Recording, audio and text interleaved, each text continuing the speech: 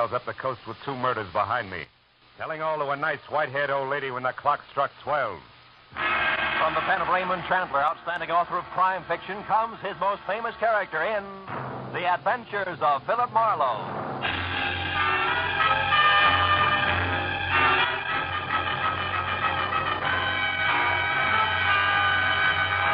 Now, with Gerald Moore, starred as Philip Marlowe, we bring you tonight's exciting story, The House That Jacqueline Built.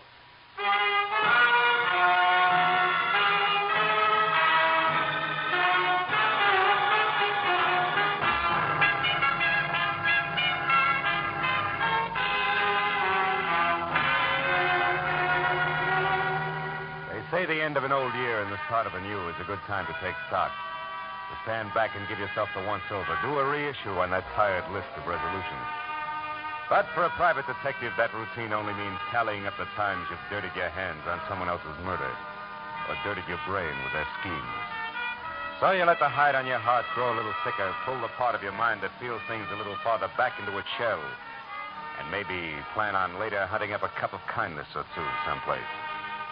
But even that has a price tag on it these days. So there was work to do and a fee to collect before I could pick up the tab on an evening's fun. Hey, you're a detective? That's not a fair question. Won't you sit Oh, down? that's fantastic. I tell you, I'm going crazy with this horrible trick of fate. What's the matter? What's going The on? house, it's gone. It's vanished. What And house? all the papers with it, years of research, months of grueling work in the jungles, volumes of preciousness, all gone. Whisked away from the very heart of a teeming city, an entire house. Now, look, if you just sit down and tell me who you Price are, is no object. I must have action. I must locate. Who are you? Professor Felix Piper. What's all this talk about jungles and research? Botanical research, tropical herbs in South America. Years of it all for nothing now because the house has disappeared. Look, you said that several times. Now, look, Professor... You investigate things. You've had experience. I want to hire you now. I go to where a house should be, a house in which I myself have stood. And what do I find? A vacant lot, a hole in the ground. And all I... my Professor, heart, take it easy. My heart. Here, come on over to the couch and lie down. Take it easy, will you? Yes, I will. Thank you. Oh, I'll be all right. It's all been such a shock. Oh, Stuyvesant's sudden death. The long trip to get our papers and then to find the house gone. Yeah, I know. Now, look, if you just lie there a few minutes until you feel better, we'll start over. A little closer to the beginning. That's all right. Oh, Professor, what's the matter? What's happened here? Well, today the house has disappeared, and the professor's collapsed trying to tell me about it, and Oh. Who are you? I'm Professor Piper's assistant. What do you assist him with?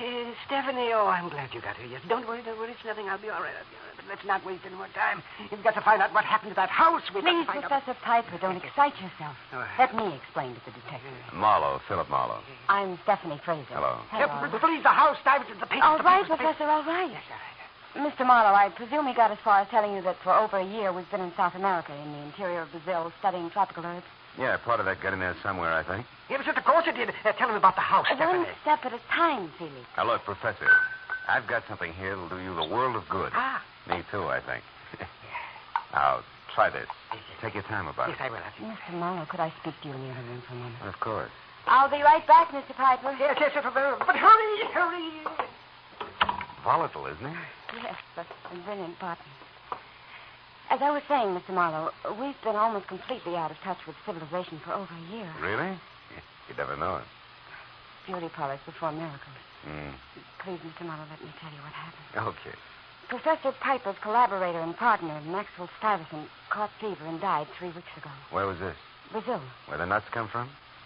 Nothing, huh? Look, Mr. Marlowe, they had worked together for years, and all their notes and papers were kept stored at Stuyvesant's place here at Los Angeles.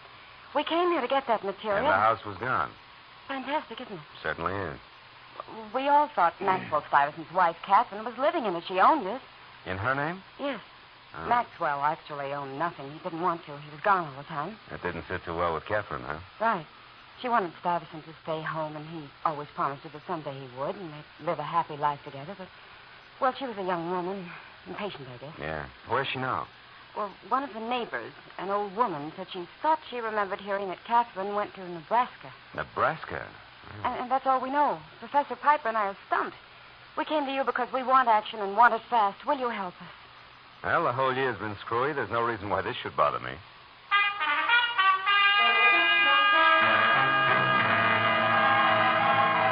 Tracking a runaway residence through the metropolitan wilds of Los Angeles didn't sound so tough.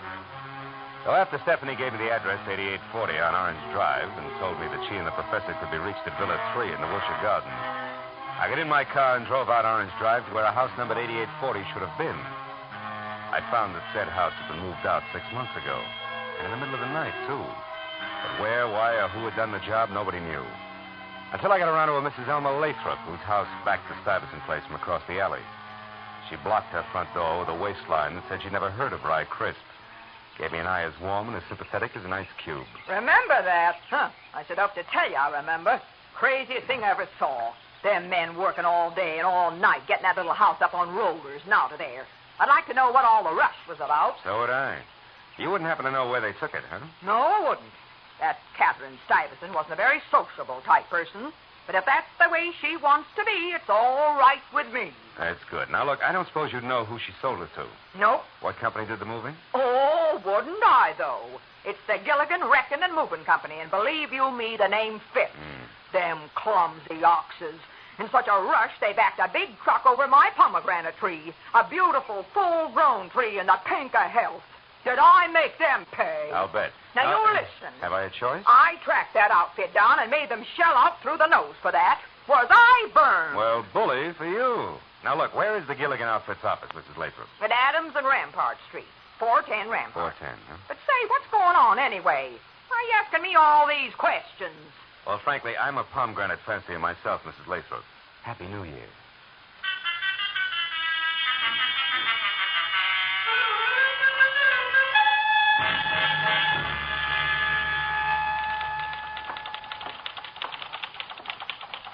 Yeah? You want something? Yeah, this is 410 Rampart, isn't it? That's correct. Well, your sign outside says Blukman's Novelties. Are you one of them? Ashtrays, paperweights, bronze, Okay. and silver baby Okay, shoes. honey, okay. Now, look, I'm looking for the Gilligan Wrecking and Moving Company. I was told they had this place 6 months ago. That's right. But they're out of business now. They went broke last September. Oh. Boss left town in a hurry. How do you like that? Not much. Mr. Gilligan owed everybody wages, including my boyfriend. He used to work for Mr. Gilligan. That's how we met Bat. Bat? They were moving out as we moved in. It's a small world, huh? Getting smaller all the time. Now, look, I'd like to talk to your boyfriend, Miss, Bessie. Bessie. Well, Bat lives real close to here. The Beekman Rooms. Oh, thanks, Bessie. What's Bat's last name? Battenschlag. Who? Battenschlag. Yeah, anybody'd know that. Well, you better just call him Bat. All right. And, tell him to drop around, will you?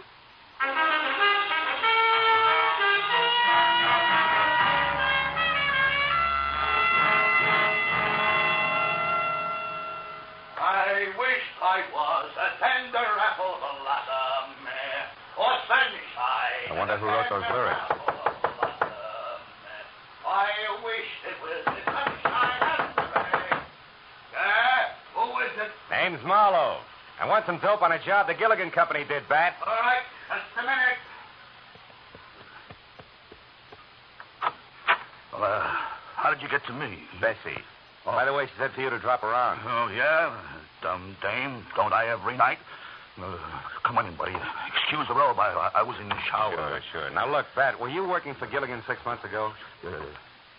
Yeah, why? You remember moving a house from 8840 Orange Drive? 8840 Orange Drive. Yeah. Let's see now. Oh, yeah, that one, too. That was the screwiest deal I ever saw. Where'd you move it to, do you remember? All the way to San Pedro. Big hurry-up job. The boss kept saying we were racing the weather. Nobody could figure it. Racing the weather. Why? That beats me. We set the house off down at the end of Front Street in the Harbor Salvage Company yard. Harbor Salvage in San Pedro. Yeah. Tell me, Bat, was the house empty? Well, certainly. You don't think that... No, Bat. I mean the furniture. Oh. Well, why? What's all the fuss? Well, some people are interested in locating that house. Oh, yeah. Oh, that's too bad. How come? I got a big hunch it didn't sit very long where we left it, buddy. The Pacific Ocean was only 6 inches from the back door.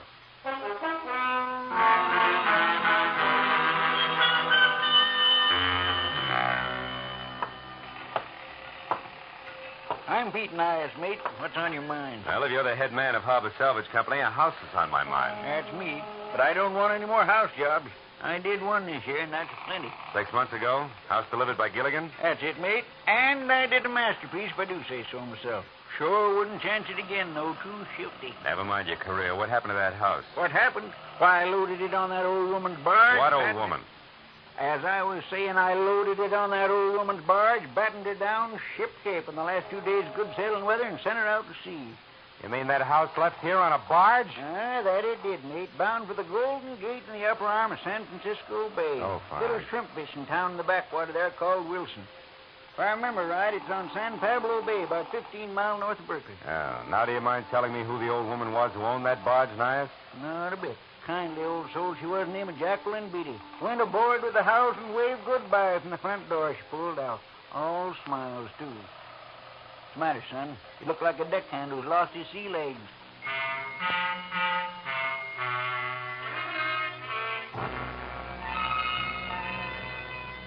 What had started 3 short hours ago as a checkup on an L.A. resident had evolved itself into a chase up the coast after a houseboat, which was a project I distinctly did not want to jump into without first a nod from my client. In fact, I was ready to scuttle the whole business. So I found the phone and called Villa 3 at the Wilshire Gardens. Yeah, hello. Hello. Is that you, Matthews? Yeah. This is Marlowe. Oh, hiya, Phil. What can I do for you? But make it snappy, will you? I'm up to my ears. Hey, wait a minute. Phil, look, you called up here expecting someone else to answer, didn't you? Who? A guy named Felix Piper, maybe. Nice fit. What's the connection? Client, what fit? Ex-client, Marlowe. He's it. Somebody Huh? tagged him. Yeah, with a knife. A very fancy knife, like some Indians in Brazil use, the boy tell me. Oh. You better drop in here. Where are you now? San Pedro. What are you doing down there? Yeah, well, you wouldn't believe it, Matthews. Really, you wouldn't.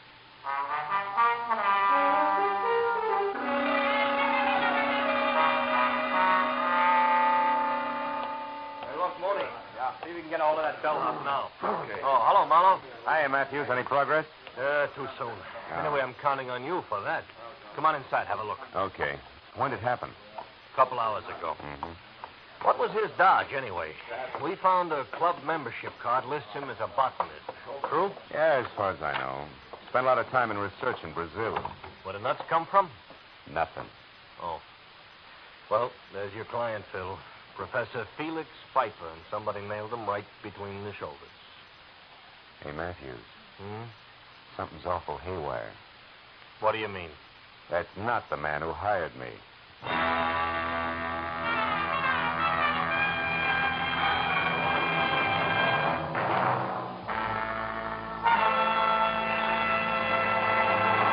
In just a moment, the second act of Philip Marlowe. But first, one fellow who made a New Year's resolution years ago not to get married certainly saw it blow up with a bang a couple of weeks ago. A fellow by the name of Andy, of Amos and Andy, opened his mouth at the wrong moment, and there he was, married to the wrong woman.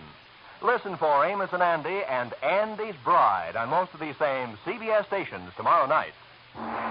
Now, with our star, Gerald Moore, we return to the second act of Philip Marlowe and tonight's story, The House That Jacqueline Built.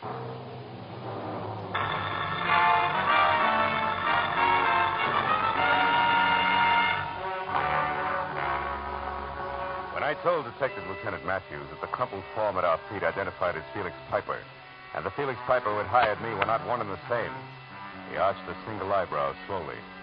When I told him the rest of the story, both eyebrows practically leaped from his forehead. So all in all, it was 30 minutes of steady gab, my solemn word that what I had said was nothing but the truth, and a blunt reminder that a private detective's license is revocable before I was free to go back to my apartment on Franklin, while the police went to work.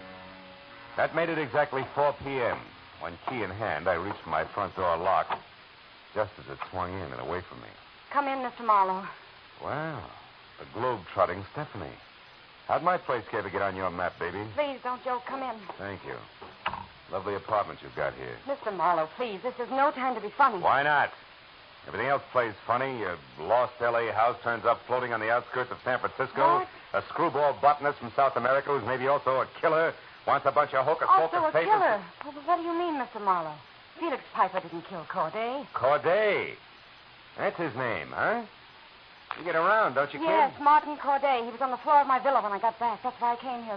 The janitor let me in, and I Yeah, thought let's I was... not change the subject. This Corday, who is he? Or was he? Scheming, ruthless man we knew in South America. An importer. Wait a minute. An importer wants a botanist paper? Come on, baby. Tell me the truth. Mr. Marlowe, there are no papers. Oh, that's great. You mean that all this about the house is phony, make-believe? No, it's true. But? But no papers. Only jewels. Only Oh, no. Rubies, Mr. Marlowe. in a little pouch. $30,000 worth hidden in the house. Where in the house? The fireplace, behind a brick somewhere on the right-hand side. You see, those rubies belong to Felix and that Maxwell Stuyvesant I mentioned. Now they belong to Felix alone. They were for their old age. The expression's nest egg. So they could carry on their work. You don't believe me? No, not quite, no.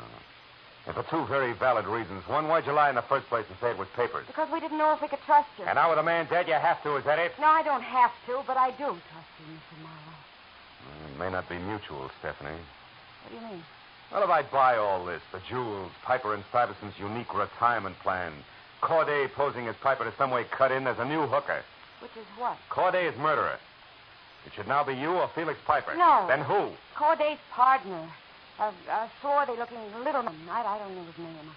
I last saw him with Corday in South America. You see, the original plan was that I come up here ahead of Felix. But he was too anxious. He couldn't wait. He followed almost at once. So? So, somehow or other, Corday and this swarthy man found out about our plans and decided that Corday should pose as Felix and as for their scheme. And what? Well, there must have been a double cross. Corday probably trying to do away with the swarthy man, but getting done away with himself instead. Where's Felix Piper now? In a second-rate hotel on Santa Monica Boulevard. Phone number there, do you know it? Phone number? Yes, I have it right here in my All place. right. Crestview 8 something. Yes, here. Crestview 84144. 4144. Okay, here, you talk to him, Stephanie. My nerves won't take the chatter. What should I tell him? Mr. Felix Piper, please. Well, tell him for the time being we're going to skip the police. But you and I are going up to San Francisco on the next plane and then out to a place called Wilson to look for a houseboat. No less rubies.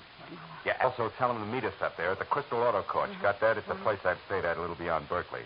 On the road to San Pablo Bay. All right. Stephanie, Felix. One moment. Yeah. Tell him to stay clear of swarthy men tonight. Especially small ones. They're dangerous.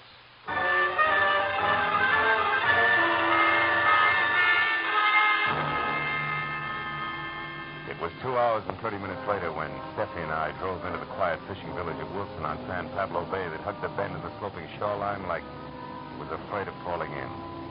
Our best bet for information would be the local gas emporium. So I drove my rented car in at a round-shouldered one-pump station. Something freckled and gangling with a shock of flame for hair pulled himself out of it and arms and legs working independently, wobbled over, braced himself against the car. Gas or just information, folks. Don't be ashamed. Everybody from out of town gets lost in Wilson. It's so big. Made it funny. Look, if that's the case, we'll own up right away, Red. We're looking for a houseboat. Yes. Well, then you better try the water. This boy kills himself, doesn't he? Look, Red, we're in a hurry.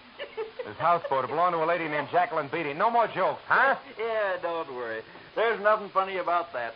Screwy old widow. Believe me, she's sad. Sad? Why? Well, about 6 months ago, she took every cent she had, went down to L.A., bought a house, and bought a barge, and put them both together and come back here. To do what? To sit. To do nothing. All day and all night long. She never leaves. You know why? Nope. Neither does nobody else. Except that her husband was an artist, painted sea pictures, so she likes it around the water. But she's nuts, I tell you. Acts like the place is, well, acts like it's made of gold. Go. Now, look, Red, tell me, how do I get there? We're reporters from L.A. doing a story on her place. Oh, newspaper people, huh? Your reporters usually are, boy. Well, that's different. Smart, Ellie. It's 1 block straight ahead, then right, and down to the bay. Thanks, Red. Happy New Year. Yeah, it sure is.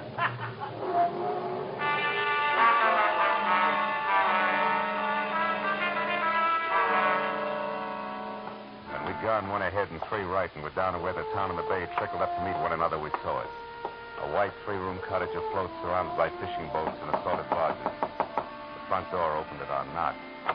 Not Tugboat Annie, nor the scraggly pioneer woman, rifle-cradled and bony arms. Just anybody's grandmother, and under a white lace shawl at that. Yes, sir. Can I help you? Well, yeah, I believe so. You're Mrs. Beatty, huh? That's right.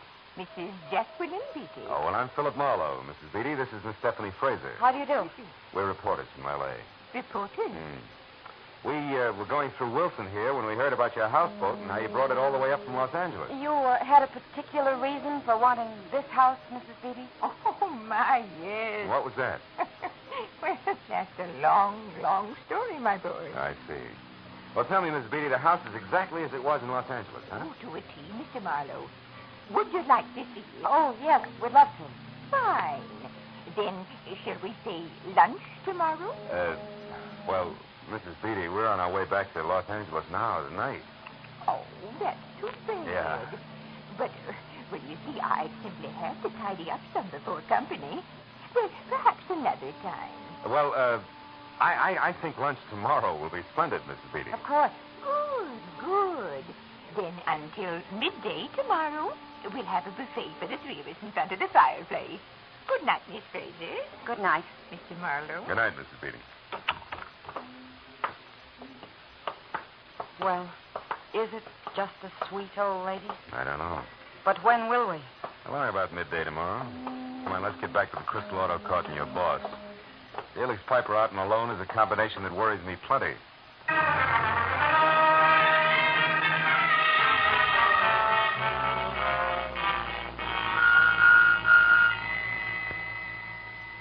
No, Mr. Marlowe. Mr. Piper hasn't shown yet, but he should any minute now.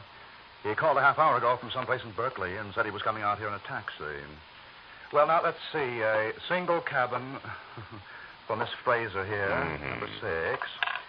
And a double, number 11, for you and Mr. Piper. Right, Mr. Marlowe? Yes, that's right, Mr. Crystal. Okay. Now, Miss Fraser, if you'll come along with me, I'll show you the way. Be back in a minute, Mr. Marlowe. I'll just tidy up Phil. Then I'll come back here and wait with you for Felix. I'm so worried. Yeah, I know. He'll be all right once he's with us. I hope so, Phil. Oh, Mr. Crystal, can I call L.A. on this phone here? Oh, sure, Mr. Marlowe. Long distance is 110.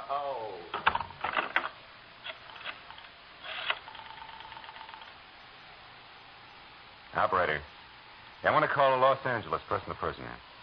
Party I want is Detective Lieutenant... What? Delay. Oh, yeah, New Year's Eve. Well, look, honey, I'd like to put the call through anyway. Never mind. Marlowe! Help! Over here! Near the big tree! He got away, Mr. Marlowe. And he killed her. It was a man. Get hold of yourself, Crystal. What'd he look like? Crystal! Take it easy, fella. Hold on tight. Did you see him? Was he small, swarthy? I'm not sure, Mr. Think, Marlowe. Crystal, think. What'd he look like? Well, he was kind of short and maybe swarthy. It was all so fast, I couldn't tell. All right. Come on away from her. We'll go back to your office. Now, listen to me carefully. You phone the police. I'm going to a houseboat on the San Pablo Bay where I think we'll find a small, swarthy man. We'll push a nice old lady around without batting an eye. But why? About $30,000 worth of rubies.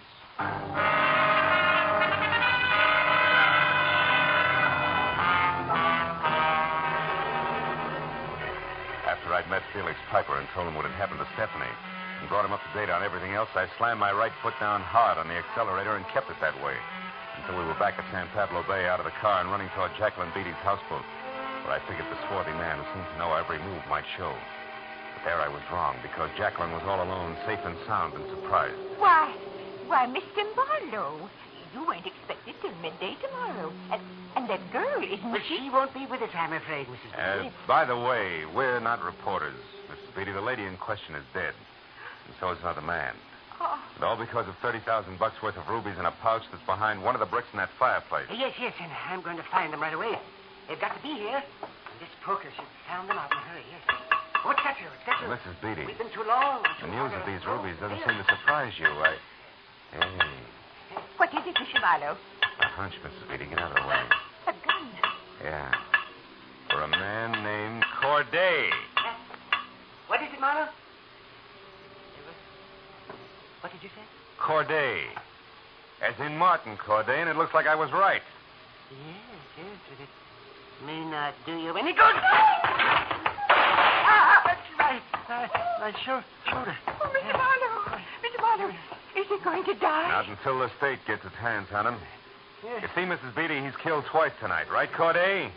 Come on, if you want an ambulance, talk. Yeah, they had it coming on, and Stuyvesant was double-crossed by Piper on his deathbed. Stuyvesant wanted the rubies to go to his wife, Catherine. What? Hold it, Mrs. Beatty. Go on, Corday. The real Piper was a crook, huh? Decided to get the jewels himself. Is that it? Yes, but he was also dumb. No. Stephanie, the secretary, crossed him for a pretty deal with me. It was all her idea. Going to you for help with me posing as Piper. Oh. Go on. Oh, Mr. Marlowe. Go on, Corday.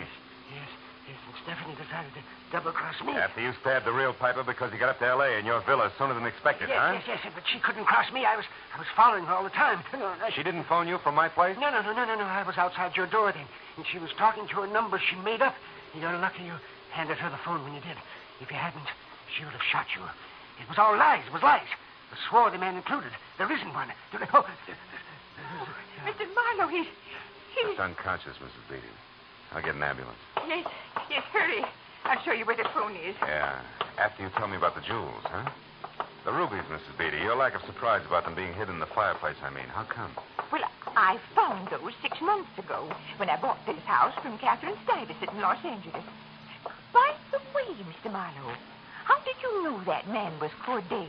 Fireplace, honey. He went to the wrong side. It was worth a shot in the dark. Well, the phone's over there. You know, I noticed the loose brick on the right-hand side of the fireplace the moment I walked in. You see, I built this house with my own hands. Really? Why'd you move it up here, honey?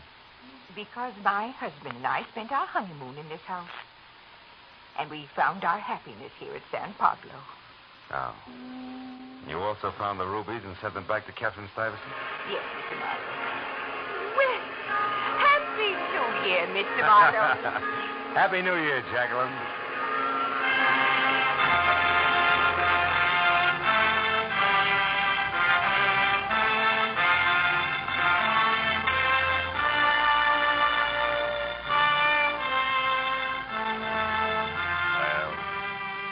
By the time I'd said goodbye to Jacqueline and walked outside, the first sun of 1950 was glinting across the waters of the bay. 1950. Another chance for Marlowe and for the world. I hope we both do better with it this year.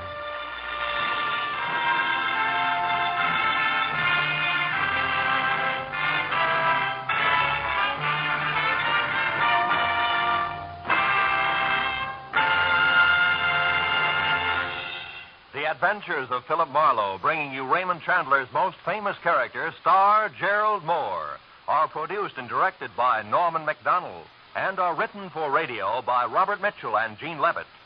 Featured in the cast were Lois Corbett, Howard McNear, Georgia Ellis, John Daner, and Parley Bear. Detective Lieutenant Matthews is played by Larry Dobkin. The special music is composed and conducted by Richard Orant. Be sure and be with us again next week when Philip Marlowe says... This time each carried a torch, and each was burned by it.